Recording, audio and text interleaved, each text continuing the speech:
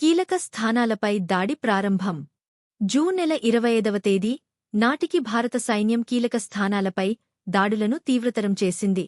ఈ సమయంలో tiger hill వంటి ముఖ్యమైన స్థానాలను తిరిగి స్వాధీనం చేసుకోవడానికి సన్నాహాలు చేసింది. ఈ పురోగతి వల్ల మార్కెట్లో ఆశావాదం కనిపించింది. నిఫ్టీ 930 నుండి 950 పాయింట్లకు, సెన్సెక్స్ 3600 నుండి 3800 పాయింట్లకు పెరిగాయి. ఇది 2% లాభం. ఈ రోజు ట్రేడింగ్ వాల్యూమ్ మళ్లీ పెరిగింది. రక్షణ స్టాక్స్ 3% లాభపడ్డాయి. బ్యాంకింగ్ మరియు ఐటీ స్టాక్స్ కూడా కొద్దిగా రికవర్ అయ్యాయి.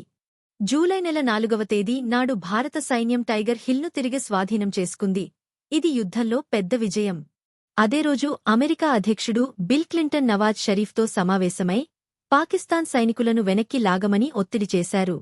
ఈ విజయం మరియు అంతర్జాతీయ మద్దతు వల్ల మార్కెట్ భారీగా ర్యాలీ అయింది. నిఫ్టీ 950 నుండి 1000 పాయింట్లకు, సెన్సెక్స్ 3800 నుండి 4000 పాయింట్లకు పెరిగాయి. ఇది 5% లాభం. ఈ రోజు మార్కెట్లో కొనుగోలు ఒత్తిడి ఎక్కువగా ఉంది. విదేశీ సంస్థలు ఎక్కువగా కొనుగోలు చేశాయి.